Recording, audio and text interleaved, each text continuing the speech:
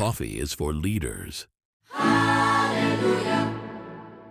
And then I say, well, look at sports, right? I mean, you take Kobe Bryant, you take Tom Brady, you take Michael Jordan. When they became the best in what they did, they doubled down on getting better, right? So why wouldn't you do that as a CEO? That's an elite performer. All elite performers do that. And they kind of go, oh yeah, you're right. Never thought of that, right? And that just opens up a whole world of possibilities that, until then you didn't even look at. So I think a lot of times it's about breaking paradigms, right? We kind of limit ourselves.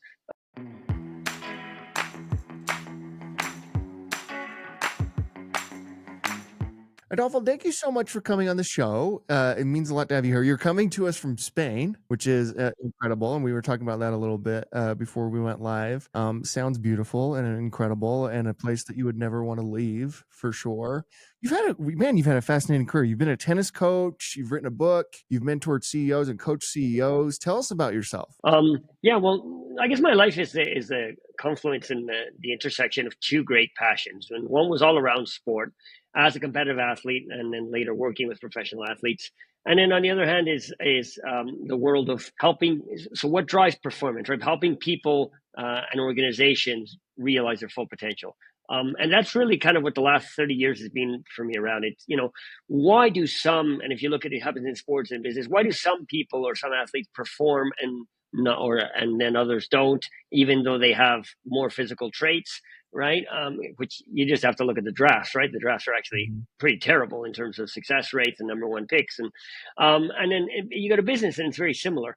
And so kind of the cross between that is what I've really been obsessed with and I'm passionate about is studying and modeling what is it that drives performance. So the science of performance has been studied, and there's some great stuff from some really giants in the field. And the problem with that usually is that it's really complex, right? So it's all around neuroscience and cognitive. And then people are like, wow, what do I do with this? So what we've tried to do is make it simple, right? And make it simple and make it actionable. And both for athletes, which is what I used to do with them, and now we've taken it to the world of business. And that's been a huge portal because, I always say to CEOs, if your favorite sports team were managed the way you manage your business, you would be aghast, right? And it's true. There's things, a million examples I can give you where you say, well, why do we do that? Because I wouldn't accept, a coach doing that or a team doing that. And so I think there's a lot to be learned from the sciences of performance in sports and taken into business. And that's what we're passionate about, and that's what we do. And it seems like the market's happy to listen. Yeah, it's incredible. And you've written this book. What inspired you to do that? Well, the optimal performance formula is kind of the packaging of all of that, right? And that's the name of the book, and that's the formula. And it came because as we've grown, so over the last couple of years, we've grown exponentially. Everybody in the team was like, we got to get this out of your head and into everybody else's. And so I said, okay, I'm going to actually write the book. And it was just an amazing experience because it did a lot more than I hoped, which was that it opened up for our clients opportunities, right? So a lot of times if you can't imagine something, you think it's impossible. And by illustrating examples in the book, people have reached out to us and said, hey, I never thought of that. We'd really like to do that. Can you help us? And that's to me what really sort of brightens my day, right? Is when, for example, when I sit with CEOs, they'll talk to me about their performance issues. After a little while, one of my main questions is usually, what's your plan as a CEO to be a better CEO in the next 5 years? And they go, what? Right? And then I say, well, look at sports, right? I mean, you take Kobe Bryant, you take Tom Brady, you take Michael Jordan. When they became the best in what they did, they doubled down on getting better, right? So why wouldn't you do that as a CEO? That's an elite performer. All elite performers do that. And they kind of go, oh yeah, you're right. Never thought of that, right? And that just opens up a whole world of possibilities that, until then you didn't even look at. So I think a lot of times it's about breaking paradigms, right? We kind of limit ourselves. And there's a great quote by a psychologist, a Harvard psychologist in 1904. And he says, 1904, so it's like more than 100 years old. And he said, very few men ever reach their full potential of the capabilities. I think that's still true. And I actually say it's even worse now because I think we live in a hack-driven society. I think we live in a world where it's all about speed, but it's not about mastery. And if you look at anybody who does anything fantastic, it takes a long time. And the science, says that, right? There's the famous 10,000 hour rule, but the underlying point is, I mean, you don't believe you'd be a ballet dancer in 6 months, do you? You don't believe you'd be a concert violinist in a year. It's absurd, right? Yet, especially in business, we think, oh, let's transform this company in 6 months. It doesn't work. It's impossible. It's naive. And you need to understand, I think, that change is where you want to go. And transition is, how do you take people along on that journey, right? And that's what really great leaders do. They know how to communicate, they know how to engage, and they know how to motivate people around one vision, and then illuminate that way, right? Because anything that takes that long is difficult, and you get disappointed, you get lost, you get worried if you're going the wrong way. And so in the book, what we try and do is sort of give pieces for that, right? One of the things I talk about is what we call mastery map, right? If you're going to do something that takes you 10 years, because that's what you're looking at, right? If you're an athlete, you got to be looking at 10 years.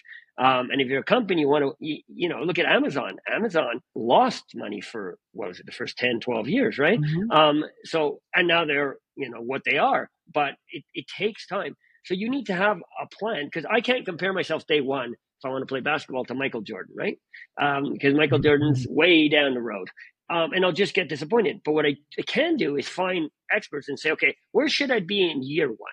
Right now, I still won't be even anywhere near Michael Jordan, but am I on track or not? Right. And that's part of what, as a company or as an individual, you need to do. You need to know the pieces, and you need to know the sequence, right? Because a lot of times we throw everything down. We do it all at once. And that's absurd, right? Because the easy example is an athlete, right? Let's say a dancer. Dancers are incredible athletes. And you need to have certain basics in terms of flexibility, hip rotation, etc., strength, right? Before you can even think about doing those moves. So to start and try and practice something like that without having the basics and the fundamentals is stupid. And a lot of times in companies, we skip those fundamentals, right? You want to take people through this journey, but you haven't equipped them with a certain, what I call foundational skills that they need to accompany people on that journey. So I think it's important to not really understand your craft. And the more you get into it, the deeper you get, down the rabbit hole you go, the more fascinating it becomes, right? And then you start seeing things, I always said, I will watch a tennis game and I will see it very differently than most people, right? I'll be watching it with my wife, and you just see it because you've just been there so many times.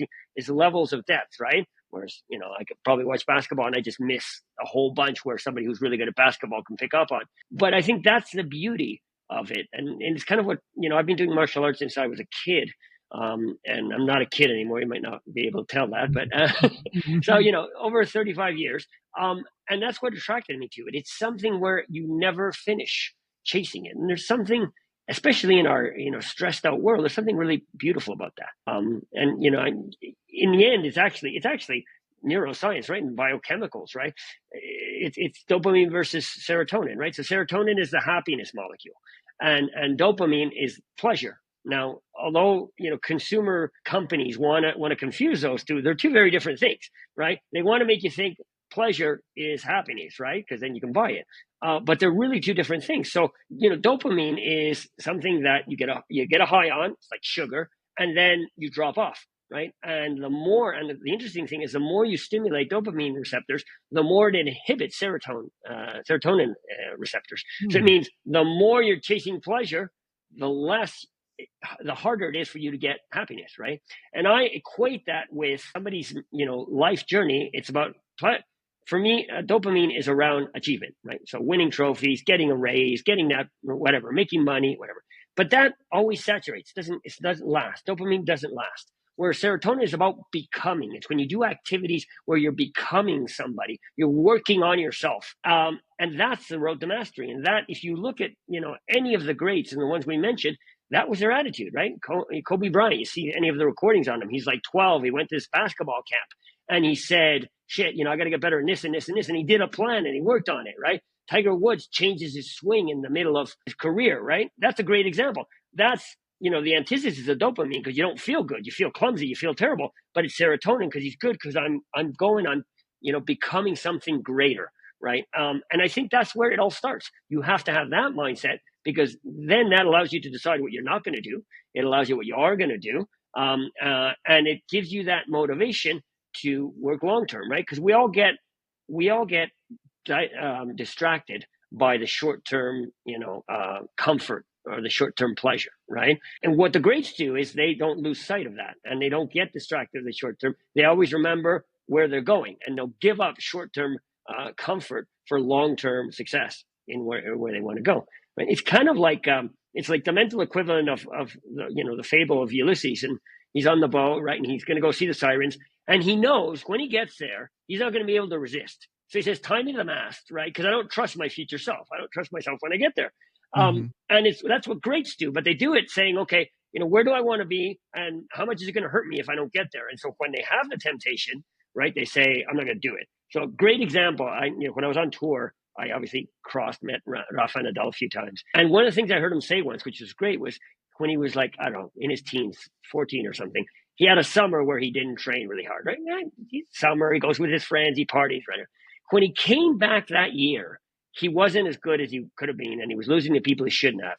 And that way, he never forgot that. He's like, I will always remember that summer. And anytime I, have a chance to party or not work, I will remember that. And you could see the rest of his career was all, I'll put it off because I need to, I want to be the greatest, right? And didn't even matter how much he won or didn't win. It was a matter about, could I be better? And if I can and I'm not doing it, I can't live with myself, right?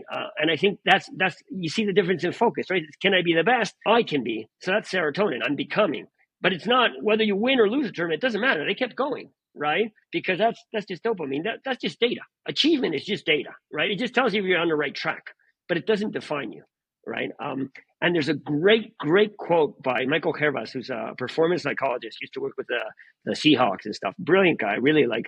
And Michael's quote is actually really deep. He says, performance should be an expression of who you are, not a measure of who you are, or not a definition of who you are, right? And that's really actually profound, because what it means is it should be you being your ultimate self, serotonin, right?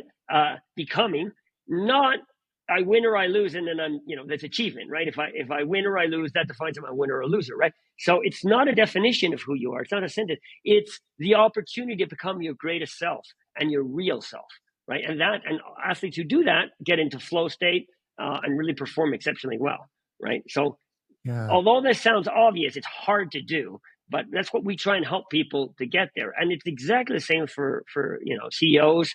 And leaders in any field. Why is it so hard to do? I wonder, like when you're talking to CEOs, what are some common performance issues that they tell you that they're experiencing? Like when you say like, hey, what type of CEO do you want to be in 5 years? What are they struggling against right that second that's preventing them from being their best self? Well, I think there's a couple of things. So part of it is the environment in which we were brought up, right? So the industrial model, the schooling model, right? So school teaches you kind of everything that's wrong. It's the opposite of what you have to do in life, right? It's, don't work with others. There's only one right answer. Don't question things, right? It's everything that doesn't get you success, right? Follow the path. Don't step away from the trodden path. And when you get into the industrial model and into a company, it's kind of the same, right? And there's this unwritten rule that once you get to a certain level, like C-suite, you should know it all, right? And that's just so marked different from what we were talking about before as an athlete, right? No, that's when I most want to learn. Feedback is a real big issue now in companies, and it's really hard. And sometimes people take it really poorly. Whereas as an athlete, you crave it, right? You're not getting positive feedback on how to work, on how to improve. You change coaches, right? Because plateauing. See, that's the whole difference. So if you look at business is about competence. That's the word, right? I want competent employees, right? Competent means you get good at or decent at something, and then you stop growing, right? Whereas athletes never plateau, right? You look at it in business, it's like, I put the example of driving, right? When you get good enough at driving and stop running over people and crashing into things, you stop getting better. You then consolidate that level, right? You always drive at that level of skill, but you don't figure out how to be a better driver, right? So what people do when they, I have 30 years experience. Well, actually, you have like 1 year's experience 30 times, right? Because you kind of, are being a little facetious, but not too much. You've kind of flatlined, right? What is the challenge then when you want to drive an organization to performance? You're asking them to do all the things that you're prohibiting them from doing. Don't step out of your lane. Don't make a mistake, because you've got to be confident, right? Why do I want you to be confident? Because I want you to do your job well, right? What does an athlete do? Spends 95% of his time doing what he or she or her time, what they don't do well. That's what training's about. As a matter of fact, businesses are lacking the concept of training, right? And that's actually really important, because what they do is they'll do these, theoretical trainings. Oh, an hour and a half on psychological safety. That's a big topic. Oh, okay, great. Now, after that, go back to your desk, right?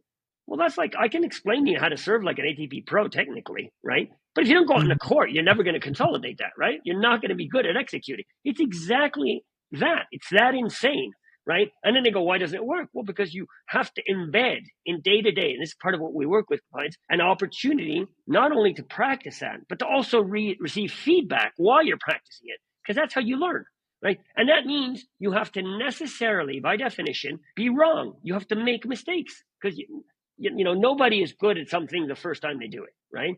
And there's an indicator from the research that says you should be, working at a level that, 15, 20% of the time of what you're trying to do, you're not doing it well. That means you're pushing out of your limits, right? And that's unacceptable in business. No matter how much they say, yes, failure, it's bullshit. There is no acceptance for that. So all of those things, it's these paradigms that they're trapped in, right? And so then, how are you going to take a company and drive performance if you can't even see that you're being held hostage by those rules, right? And then the other part of it is we have this silo type view, right? Especially in companies, right? Not just departments, but I'll talk. Two of the big things that I hear a lot of CEOs talk about, right, is culture and innovation, right? They're two hot topics, and they're two things that they really don't have any clue what to do with, right? So everybody cognitively gets it. Yeah, I know I should have a good culture. Yeah, okay, I've heard about Apple or whatever. Innovation's important, right? But then I say, what are you doing about it? Oh, we've got an innovation group, right?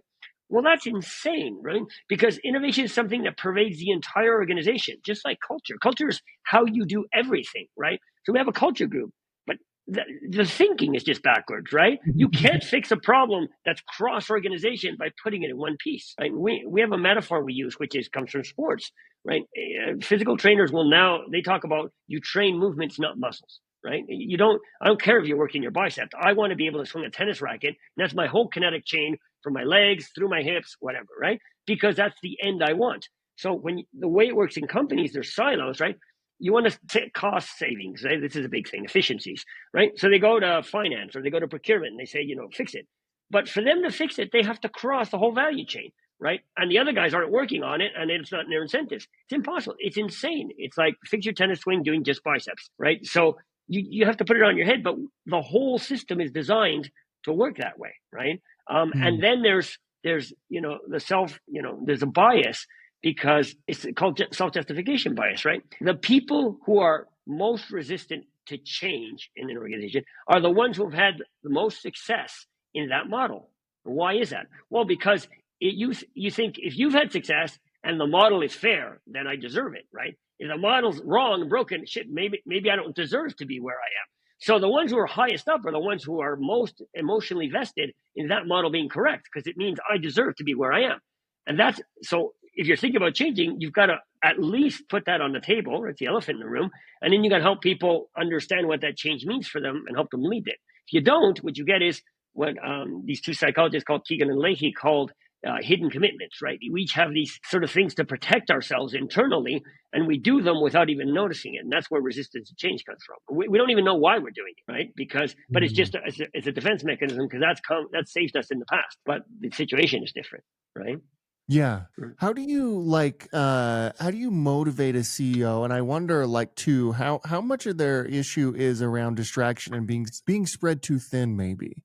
Like, are they spread too thin? Are they doing too much? And is it like a focus as much as anything? Yeah, focus is something actually I talk about in the book, and it's really important, right? So you can sequentially go to stuff, but multitasking is a myth, right? You can change from one thing to another, but you can't do two things at the same time. And the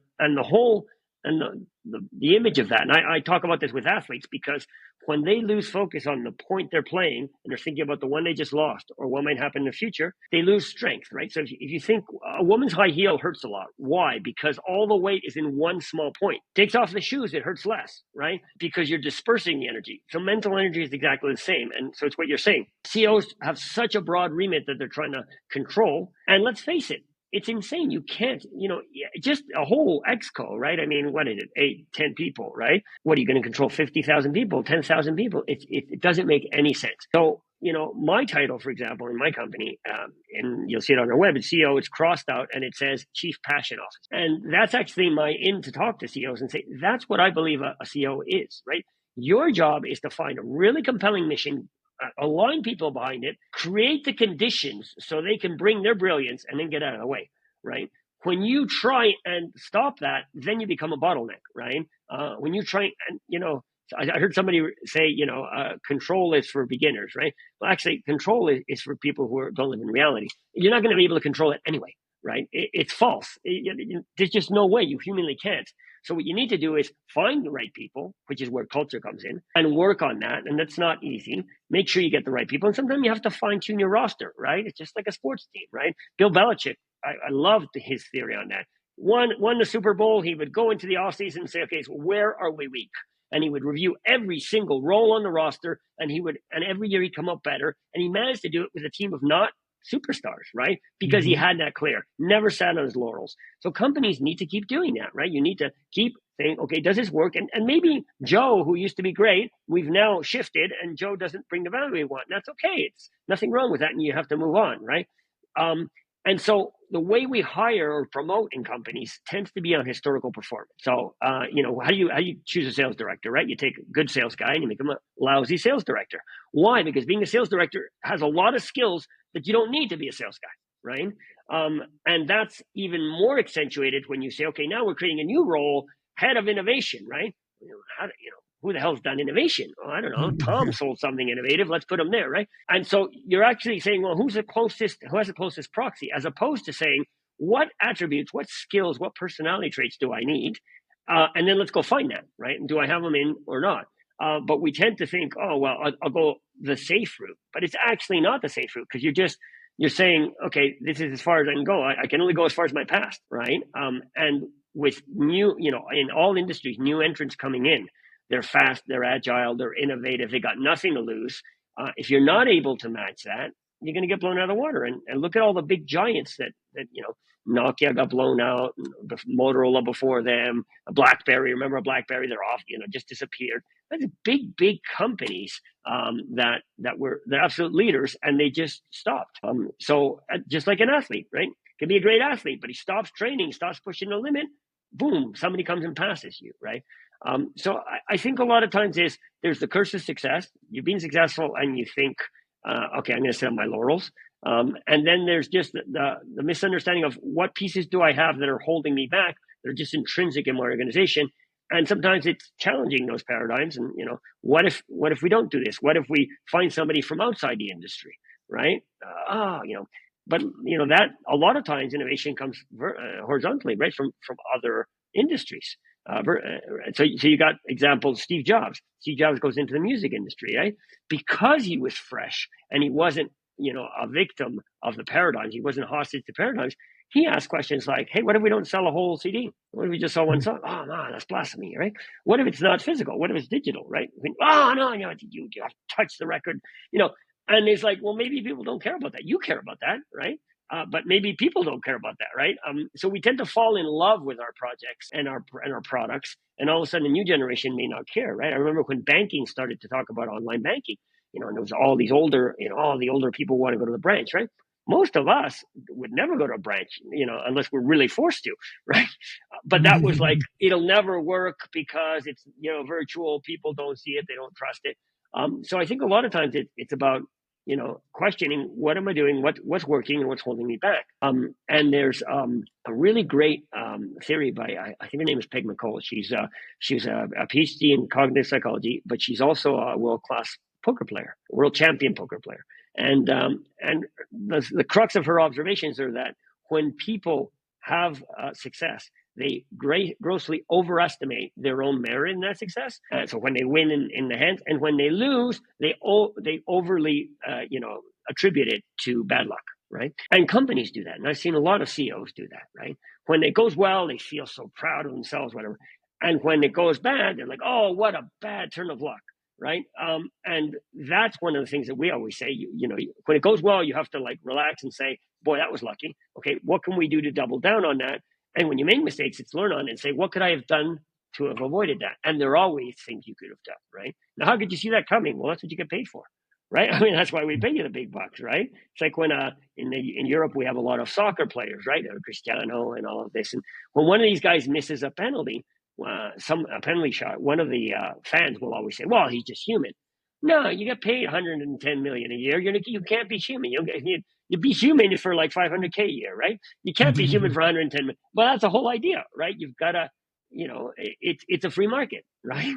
So you want to make that, you have to perform. I think that people just get too comfortable, and that's why small companies sometimes overtake them, right? Because they're hungry, they're not comfortable, they don't have too much room to fail, right? And young athletes, right? They're hungry, they'll work extra, right? So it's about keeping that energy there, and as a CEO, understanding your role, or CEO or C-suite, understanding your role is really to build capability under you. It's been said before, but it's true. Find people who are more brilliant than you, right? And have different skill sets and bring them in, because that's what a great leader does, right? You don't want people just like you, because then you don't have, you talk about diversity. I mean, the most important diversity is cognitive diversity. I don't care your background, your sexual orientation, your race. I don't care about that. I care about, do you bring me a different perspective, right? And nobody talks about that. Nobody's talking about cognitive diversity. That's what you have to be looking for, right? I hired in our company a guy who I met who was living in a van, and he'd gone up to Norway to make burritos, and he'd come from an architecture company. Yeah, and I loved him. He was just and he brings us such fresh insights. And, sometimes we'll say, no, this is like this. And he'll go, why? I go, well, that's a good question. Why? Yeah, you're right. Maybe it doesn't have to be like that, right? It's being open to being challenged, and not taking it personally, and actually finding that enriches you.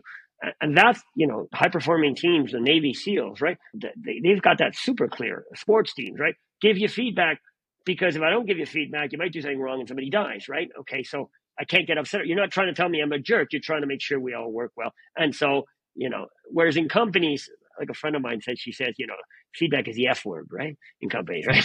Oh, yeah, I'm going to give you some feedback, right? And it becomes like a tool, like a politically correct way of bashing each other. Right? That's not the idea. Feedback is data to get better, and you need data. You need objective data, right? So you've got your performance, your profits, your whatever lead times, etc. And then you've got to have other data. The problem is, another problem CEOs have is they don't know how to measure some of the softer stuff like culture or innovation, right? So if you don't know how to measure it, you don't know how to manage it.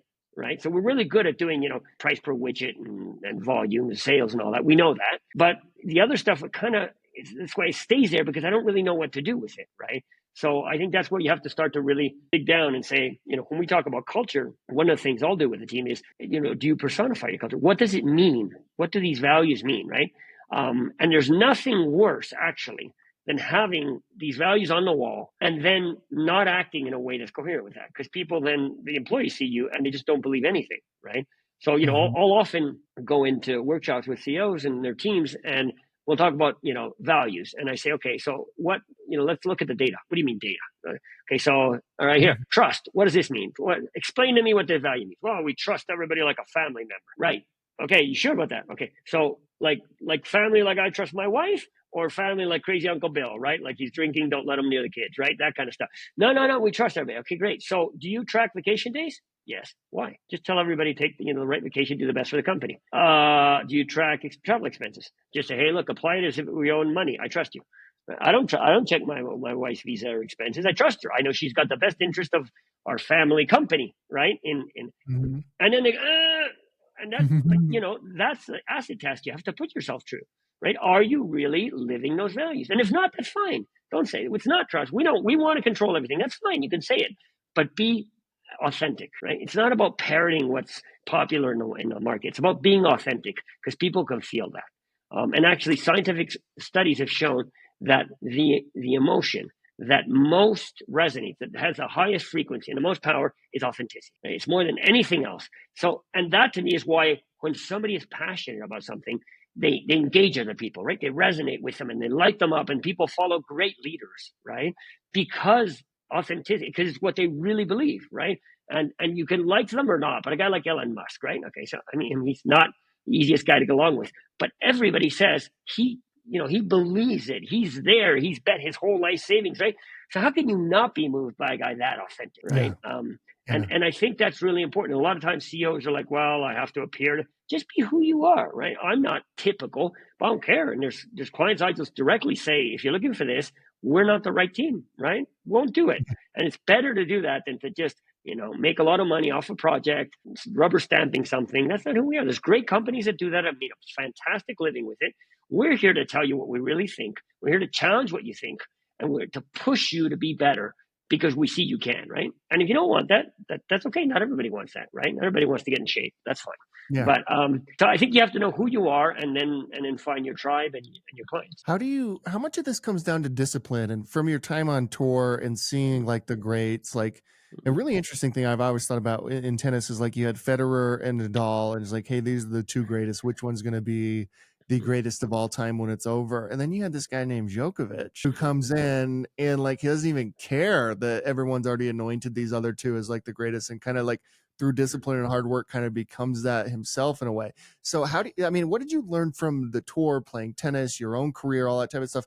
And how important is discipline in all of what you're saying? So discipline is absolutely key, and self-discipline, because, talent will never get you as far as hard work will, right? Talent is how fast you naturally take off. But over the long term, it's discipline and hard work will get you there. And it's got to be the right type of work too. Okay. So that's the first thing. And the second part of discipline is what we're saying about feedback, right? And Djokovic is a fantastic example. Because if you remember, I'm old enough to remember his early career, right? He wasn't respected, especially not by Federer and Nadal, right? Because he would quit games, he would get winded, he had tantrums, right? So what he had, the moral strength, and I think this is what makes him such a great champion to do, is to say, all right, I'm going to take myself apart piece by piece, figure out what I need, how to improve it, and then stitch it back together, right? We often talk in my company about we break performance down to component pieces, optimize each one, and then stitch them back together seamless. That's what Djokovic is. So his nutrition, and he went off gluten, and he did a whole bunch of stuff. His flexibility, he's really flexible, right? I'll prevent injuries and stuff. Because Nadal said something really interesting at the end of career. They said, is Djokovic better than you? And he says, yeah, he's lasted longer. He says his body was better than mine. And that counts, right? If I had his body, would I have won more? Maybe, but I didn't. Or I didn't know how to train it, right? He got a sleep coach. He's obviously worked his mental game, right? And so you see, the guy, got rid of his ego, went into the dark, worked on this, and then he became great, right? And that's a great example. It was just discipline. He didn't have the natural talent of Roger Federer, right? Well, who does, right? But by the way, Federer is an incredibly hard worker, right? And I talk about that in my book. There's a great story from Darren Cahill, big famous coach. He's coached Andy Murray and a lot of other big. And he spent a week with Federer, and he says, I was amazed at how hard he works because he makes it look so effortless, right? But he would be 4 or 5 hours on the practice court. And Roger said to him, he said, all the work goes on behind the scenes. When people see me, they don't see this, right? It's all the work behind the scenes. And the greats are like that. And it's okay. There's a lot of people talk about the unrequired, right? The unrequired work, right? That's what greats do. That's where the discipline is. Do I feel like it? No, doesn't matter. I'm going to do it. And what drives that, we're again to, the dopamine and the serotonin, is that long-term motivation. And, what can I do to be better? And so that discipline of, okay, I've gotten here, great. Now, what's the next thing I can challenge, right? And sometimes that comes from the most unexpected places, right? I mean, 20 years ago, flexibility was not something any tennis players would ever talk to. But it really does impact, because, of course, it allows you to, A, reach shots you wouldn't reach, B, reduce injuries, and C, generate more power in the kinetic chain. So if you can flex your back, when you're serving, you can generate more power. So it really is actually really important. And then people are starting to get it now, right? But at the time, they didn't think of it. And the other thing is finding your identity and then sticking to that, right? So great example is I worked with a player named Juan Monaco, who's an Argentinian. When we started working together, he was like 50 in the world or something like that. And he's a brilliant guy, really nice guy. And his thing was, he didn't have the tennis of a Roger Federer, right? He was just a really solid baseliner, right? So we said, well, work to your strengths. So we had this identity that he was like a gladiator, right? So it didn't matter if you win or lose. It's about making points as long as possible, because that's your strength. So bring him to your strength. So, and like I said, he's a really bright guy. So he figured that out. And then he made the top 10 just with that strategy. But what was behind that was he would train like nobody. He would do, his diet, his cardio, right? He would just, and then he would go on a court and he would practice, and he wouldn't miss a ball, right? It was like David Ferrer is another famous player like that.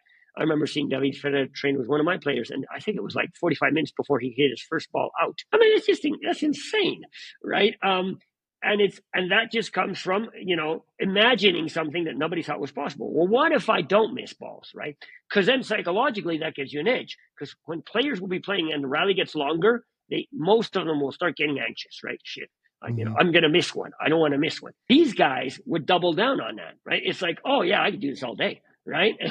And then, I'm not going to blow you off the court. So why am I even going to try, right? So it's about avoiding the temptation to try and do the big, sexy plays and just say, I'm going to do what I'm good at, and nobody's going to get me out of here. And that, that even works in teams. If you look at the football club Barcelona, right? Pep Guardiola built a fantastic team with role players, or Belichick is another example, right? He took role players. You do this and you do this really well, and that's it. And I'll get somebody else to do this, right?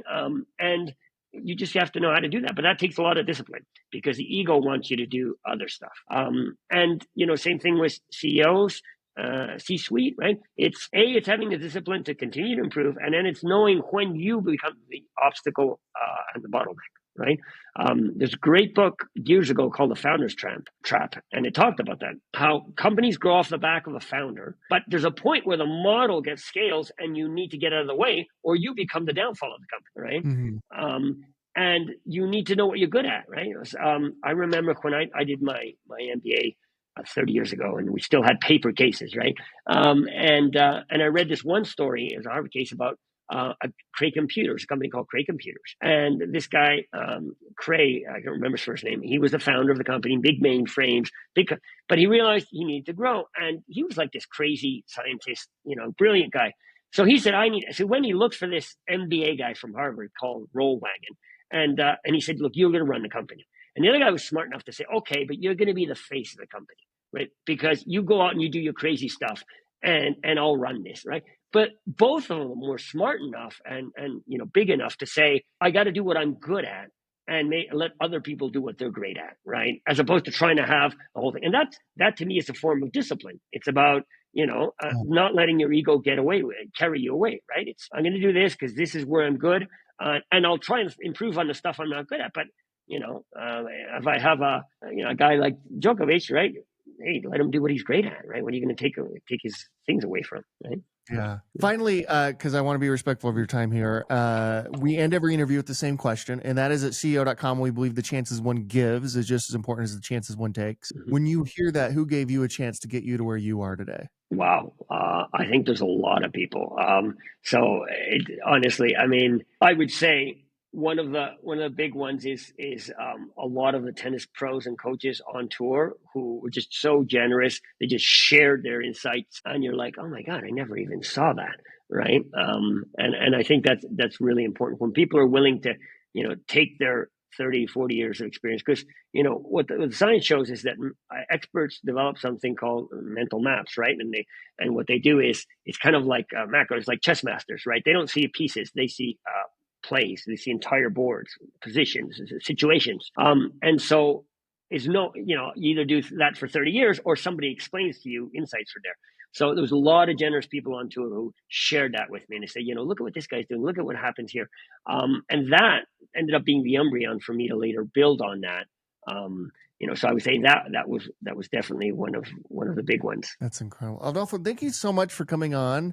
Congratulations on everything. We'll link to your book. Everybody needs to read it. I think it's an incredible book. Well done on that. Thank you. And it takes discipline even to get something like that done. So congratulations on that. And I'm sure we'll have you back on, but thank you so much for joining us. This was incredible. Great. Thanks, Clint. Thanks for having me. Thanks so much.